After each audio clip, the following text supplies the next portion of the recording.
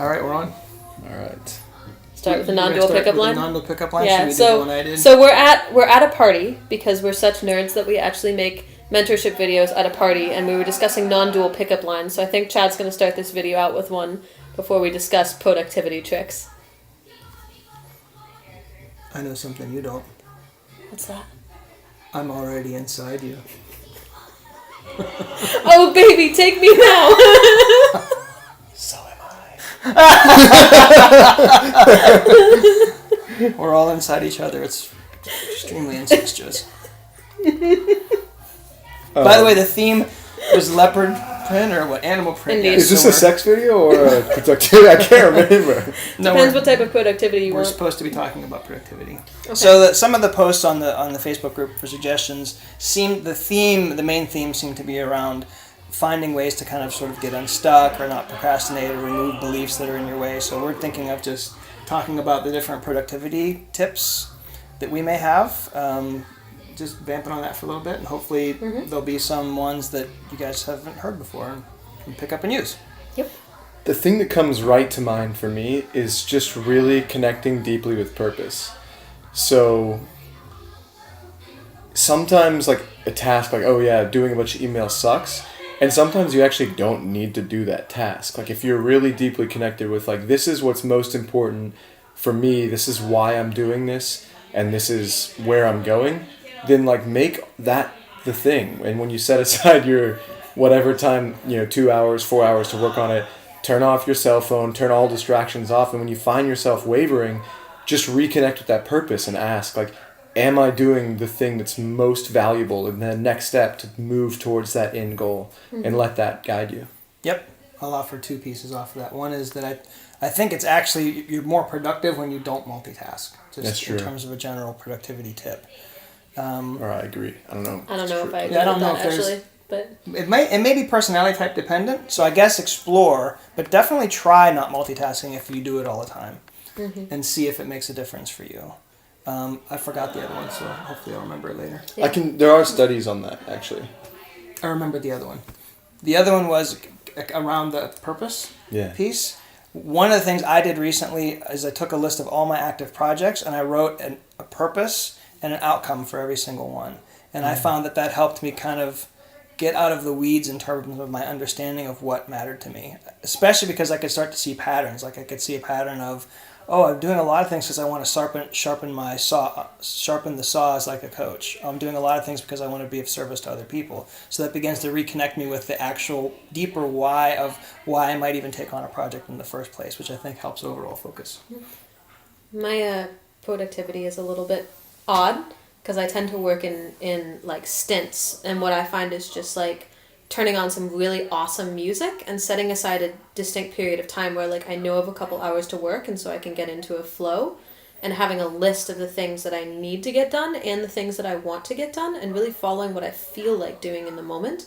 And whenever I have a free moment, like my inclination is to check out, like read webcomics or go to Facebook or something, but if I can actually close my eyes for a minute and meditate and come back to what I want to be doing, most of the time I'll find that what I actually want to be doing is something productive, and I can choose from which of my list of tasks I actually feel most drawn to do in the moment. I don't know why this reminds me of something, but Chad has this great like anti-RSI program, and we were talking about this earlier, which is repetitive strain injury. And basically what it does is it pops up on his screen and says like, take a break.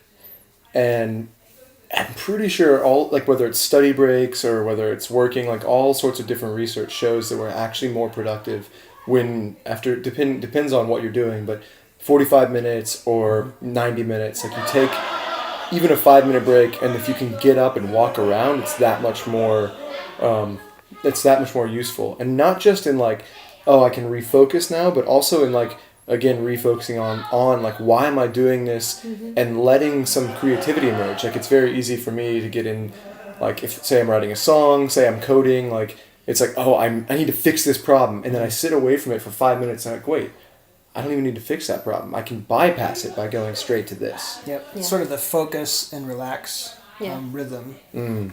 leads to a lot of breakthroughs. One of the other things that I find is just around guilt. Like a lot of the time what actually stops me is feeling guilty around things that I haven't done or don't feel like I've done enough of. And so really just breaking that emotional pattern of feeling guilty, of just being like, wow, this is the work that I've got done for today. And that was enough work done for today. And another way of doing that is actually like, I mean, I've done this with Chad before, of like actually having an accountability buddy, like asking him to text me at specific times when I knew I needed to get something done in a 2-hour period. Like I was going to be screwed if I didn't. And he messaged me a couple times, and that, like, but kind of lovingly, and that helped me feel empowered enough to actually get the thing done, because I knew I had someone backing me in it. Nice. That brings up another thing for me, which is I actually like deadlines. Oh yes. And like, even for creative projects like music, for example, I've noticed that most of my song lyrics will get solidified like the night before a show or before I hit the studio. So it's like, that's a very hard deadline that cannot be avoided. Right. And yeah, I think deadlines are actually quite wonderful for getting over procrastination and just human psychology. You just say, hey, I have to get it done. And it helps to then there's something you want to do, or a party you want to attend, or whatever, and it's like, I wish I could come, but sorry guys, I got to work on this project, it's due tomorrow. And there's a kind of a social convention about like deadlines as well, where it's like, oh, I respect that. I'm not going to, I can kind of use this convention to avoid dealing with the internal peer pressure, which is, it's nice to rely on some of those tools, even though we can also look at the internal. Right. And so you're actually even talking about not just having deadlines imposed on you, you just imposing them on yourself. Yeah. And kind of having the integrity to meet those deadlines. Exactly. One of the things that Jordan and I will do with each other too, because we circle all the time, is like, if we have, deadlines for something, we'll actually circle each other down to like why things matter. Like, why does it matter to do this particular thing? What's the purpose of it? Why does it need to be done by this time? And so we get at our deeper motivations behind getting it done in that particular way, that particular thing at that time. And then that also has us more grounded in like keeping up with each other on doing it. So I actually think of a lot of this stuff in relationship. Like, you might be able to work for 6 hours by yourself, but if you have a feedback loop of like somebody else feeling involved, to me that's actually really helpful. So notice there's been a couple pieces here that were more like go up to your higher purpose as a way to have a focusing thing. And then I think that there's actually available avenues on both ends, and I'm going to steal a couple that I've heard of.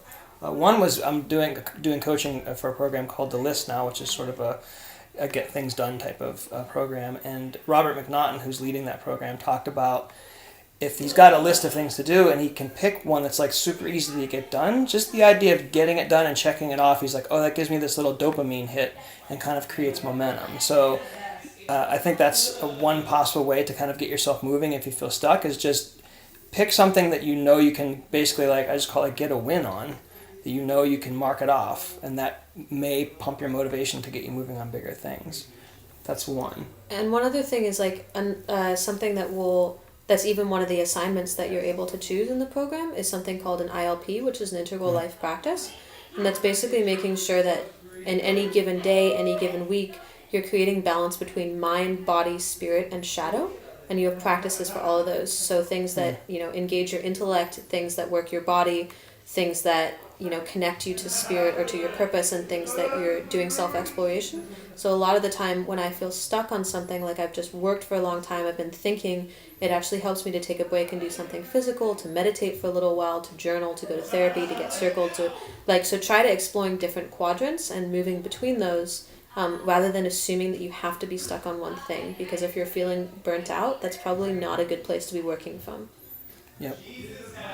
I'll make a connection to that too, which is I like the idea of having any kind of practice. I think of even just my yoga practice, which I've been doing for a year and a half, has taught me that if things are feeling uncomfortable, I can just be present. I can focus on my breath. I know that whatever moment it is going to pass, and that having done that practice as a practice for a year and a half straight, it's gotten to be where it's like at a cellular level. If something comes up, if I need to get something done, it's like I don't want to do it, or it feels a little uncomfortable to do it. I just have this deep access to like, oh, it's only going to last for a little while. I can just focus on my breath while it's happening, even if it's unpleasant, and it'll pass. And having a regular practice, I think, gives you that sort of felt sense of that capacity. And one more thing on that is just, Jesse, you asked about procrastination. And once you if you just do one action to get something started, like the first thing you can think of, or the first thing at any part in the process, that's often enough to get you back into the flow of it. So even if you don't feel like doing it, just set yourself the goal of doing a single thing to move it along, and I guarantee that you'll find that you feel more invested in doing the rest of it after doing that. Yep. So we're at 10 minutes. Mm-hmm. If anyone is still listening or watching, maybe now is time to do a quick check-in or demonstration of like, what's our purpose and why are we doing this right now? Ooh. What? Experiential? I don't know, guys. This is a big step for me. Do you think you could be in the moment with us? I thought we were all in the moment already. I'm trying to make a non-dual pickup line out of this. We're all fucking one, okay? There we go. Okay. What do you have in mind? Just if there's anything that comes right to mind. Like, why are we doing this? Yeah. Yeah, I have some ideas of why I'm doing it. I mean, and this is where that piece about having written purpose now comes to mind, because I can immediately access, like, one of the reasons I'm doing this is because I've never shot videos before, and I want to get that practice of, to me that's sharpening the saw of the different ways I can bring value to the world. And I want you guys watching this to hopefully pick something up, and so that it enriches your lives, because I love supporting other people, so that's another big why for me. And for me, it's honestly just like, I didn't want to do this tonight. I was feeling really tired of work. I've worked for like 10 hours on the computer today straight. And, but Chad and Jordan were excited about it. And then once I took that step of just like, okay, like, they want to do it. And so I'm going to follow along. And then as soon as I sat in front of the computer, I was like, oh, I actually do want to do this. So both the relational piece and the just doing one action. Nice. I'm thinking about the purpose for looking at purpose. And it's like we've fucking meta. Always meta with you. We're giving this like, oh yeah, this maybe a second person like you, this, or this kind of these ideas, even though we're talking about them as what we do, they're more like third person ideas. And so just a sense of like, wait, what's actually going on for me right now? And I have a purpose to stay present and be with what's here. And I'm thinking, oh, there's some stuff here that we're not saying. Between us and the video, and I'm kind of, yeah. That like could be. Sarah's in a man-witch, that would be one of the things that's present. That's right. I was hoping nobody noticed. Yeah.